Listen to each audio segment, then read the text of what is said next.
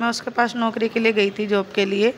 तो उसने भी कहा जी आपके मतलब का हमारी फैक्ट्री में कोई काम नहीं है, लोडिंग का काम तो होगा, कोई काम करो, आप अपना नंबर दे जाओ, हमारे पास कोई काम होगा। तस्वीरों में आपको एक महिला नजर आ रही है जिसकी पहली शादी हुई, नहीं चली, दूसरी शादी हुई, उससे पहले लिव इन में आए, लिव इन के बाद फिर शादी और फिर लिव इन में आए। क्या कुछ पूरा मामला है? मामला इन्होंने जिसके साथ ये लिव इन में रह रही थी उसके ऊपर 376 का मुकदमा दर्ज करवाया हुआ है, फ्रॉड का मुकदमा दर्ज करवाया हुआ है। क्या कुछ पूरी बात है वो भी बातचीत पूछ लेंगे। क्या कुछ पूरा मामला है जी, एक बार दोबारा सुरेंद्र शर्मा था, पट्टी कल्याण का है वो। मैं उसके पास नौकरी के लिए गई थी, जॉब के लिए। तो उसने भी कहा जी आपके मतलब का हमारी फैक्ट्री में कोई काम नहीं है, लोडिंग का काम तो होगा, कोई काम करो, आप अपना नंबर दे जाओ, हमारे पास कोई काम होगा तो हम आपको बता देंगे। मैं कहा ठीक है। मैंने अपना उनका नंबर दिया ही थे, नंबर एक्सचेंज हो गया। तो उसके बाद हमारी बातचीत होने लगी, साथ में आन जान भी लगे। तो वो मुझे पहली बार यहाँ संजय चौक मिले थे, बाबा गेस्ट हाउस में मुझे वहाँ लेके गए। वो वहाँ से आने के बाद वो मेरे घर भी आने लगे, अपनी फैक्ट्री में लेके जाने लगे जगदीश नगर में। फिर उन्होंने रामनगर गोदाम लिया, फिर मुझे वहाँ भी लेके जाने लगे। उनके मेरे बारे में सब जानते हैं तकरीबन। जानने के बाद मैंने फिर मकान लेना था अपना। मकान में उसने बतौर अपना पति बताया। जब मैंने कहा भी लिव इन के कागज़ बनवा लो, उन्होंने कहा तो बोली है, लिव इन के कागज़ की बनवाएंगे जब हमें शादी करनी है। ना उन्होंने शादी करी, ना उन्होंने लिव इन के कागज़ बनवाए। मेरे मकान पर 12 लाख के मकान पर 28 लाख का उन्होंने लोन लिया। लोन लेने के बाद बैंक मैनेजर से मिल के पैसे लेके रफू चक्कर हो गया। जब मैंने पैसे मांगे तो मार पिटाई करी हैगी। मार पिटाई करने के बाद ना आज बोलचाल है, कुछ भी नहीं है। मैंने फिर यहाँ पे इसमें महिला थाने में रिपोर्ट दी। महिला थाने में वो आया था, वहाँ पैसे वैसे दे के बाईकाट कर गया वो। फिर किला थाने में पैसे दिए? संतोष मैडम को, महिला थाने में संतोष को दिए थे। फिर वहाँ से वो मेरा केस आ गया यहाँ किला थाने में सुशीला के पास। सुशीला के पास से कोई सुनवाई नहीं हुई। एसओचओ सर ने भी नहीं सुना। एसओचओ सर आगे और मैं पीछे, मेरी बात सुनता ही नहीं है कोई भी। यहाँ पे जो पहले वाले एसपी सर थे उन्होंने उसे अरेस्ट के ऑर्डर भी दिए, ऑर्डर भी हो गए, उन्होंने अरेस्ट नहीं करा।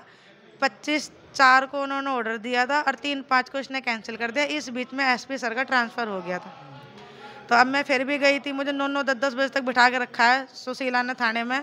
कई बार गई हूँ मैं, रात तो बैठी रही हूँ वहाँ, मेरी कोई सुनवाई नहीं हुई। कैसे भी बदतमीज़ी से बोलती है, डांट के बोलती है, बिना मेरी जानकारी के पर्चा कैंसिल कर दिया मेरा। पहले तो कर नहीं रही थी और जब दर्ज करा उसके बाद ने अपना आप ही कैंसिल कर दिया। आपसे कोई पूछा नहीं, कोई कुछ नहीं कि मामला कैंसिल कर रहे हैं, कुछ कोई बातचीत नहीं? मुझे किसी बारे में कोई जानकारी ही नहीं थी। वो तो अगर जब मैं यहाँ से रिपोर्ट ना लेती तो मुझे नहीं पता लगता कि हाँ भाई वो कैंसिल भी हो गया। 3 तारीख को उसने कैंसिल करा है। 4 मई को मैं गई हूँ वहाँ पे थाने में। मगर एसएचओ सर से मिली हूँ। मगर सर क्या बात होगी आएगी ये बता दो। मगर मतलब मेरे केस की कार्रवाई कहाँ तक पहुँची है? सुरेंद्र शर्मा को आपने बुलाया है, नहीं बुलाया? बैंक वाले को बुलाया, नहीं बुलाया? जो मेरे से इतनी बदतमीजी से बात करता था, उन्होंने जब भी नहीं बताया कि हाँ भाई हमने तुम्हारा पर्चा कैंसिल कर दिया। अब ये नए वाले एसपी आए हैं, इनसे क्या कुछ बातचीत चल रही है? इनके पास गई थी। इन्हें मैंने बताया था कि मतलब मेरे साथ ऐसा हुआ है सर। उन्होंने कहा ठीक है, ओके जाओ।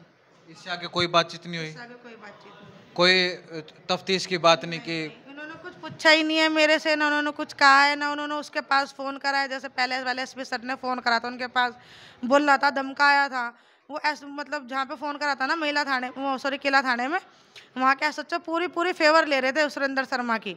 वो कह रहे थे, उन्होंने कहा जी कुछ नहीं है सर, पैसों का केस है, पैसों के मारे कर रही है। अरे जब वो मेरे घर से लेके गया है, मेरी 6 साल की लड़की है, मैं उसे लेके कहाँ जाऊँगी? अकेली जाऊँ? सेंटर का मुकदमा भी आपने उसके ऊपर डाला था? हाँ, सुरेंद्र शर्मा के ऊपर डाला है। ये लिव इन में थे इस वजह से? हाँ नहीं सर, मेरी अडल्ट फोटो है उसके पास, ब्लैकमेल करा है उसने मुझे। अडल्ट फोटो है 300। इन्हों कहता था मतलब या तो तुम मेरे से शादी कर लेना, तो मैं तब क्या नहीं ना मैं वो कर दूंगा, उस सबको दिखाऊंगा, उनका जगह जगह पहुंचा दूंगा। फिर कितने साल से आप लोग इकट्ठे रह रहे थे? 5 साल हो गए सर, मुझे 6 साल लग रही है। शादी का आपने भी कहा होगा कि शादी कर ले? कही थी शादी के लिए, उन्होंने कहा था करेंगे, रुक जा, ऐसा कर रहा था। करते करते फिर उन्होंने कहा एक काम करते हैं, मकान ले लेते हैं, उसके बाद करेंगे। मकान किसके नाम लिया वो? मकान मेरे नाम है, रजिस्ट्री मेरे नाम है, लोन उसके नाम है, बतौर पति दिखाया ना वो उसमें, इसलिए। कागजों में वैसे शादी नहीं हो रही थी, लेकिन कागजों में शादी दिखाई थी। कागजों में शादी दिखाई है, वैसे शादी नहीं हो रही है। मुझे विश्वास हो गया था कि हाँ भाई चल सब चीज़ पक्की हो ही रही है तो शादी भी कर ही लेगा।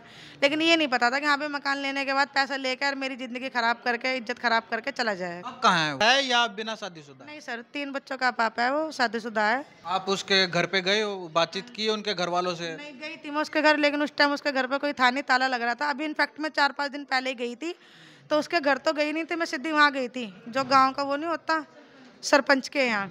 तो सरपंच भी मतलब सरपंच के बात में सरपंच वाली कोई बात लगी ही नहीं थी।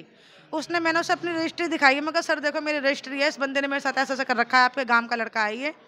तो उसने उसके पास फ़ोन मिलाया, कहता हाँ भाई शर्मा जी क्या हाल है? वो कह रहा उधर ठीक है। मैंने कहा सर कुछ नहीं है, पैसों के लिए बोल रही है। मैं कहने लगी, मैं कहा सर मेरे से ऐसे 16,80,000 एक ले गया है, 2,60,000। आपने ये नहीं बोला कि मेरे साथ 5 साल भी रहा है, मेरे साथ शादी का भी झांसा दिया है और सारी चीज़ की हुई है? सब चीज़ बोली है, मैंने पैसे ही बताए हैं, अभी ऐसे-ऐसे लेके गया है। तो इसके बावजूद मेरे से सरपंच कहता है, प्रूफ़ है आपके पास? मैं कहा सर इतनी बड़ी रजिस्ट्री दे रही हूँ मैं आपको, आधार कार्ड दिखा दिया, मेरा पति बना हुआ है, इससे ज़्यादा प्रूफ़ क्या होगा बताइए?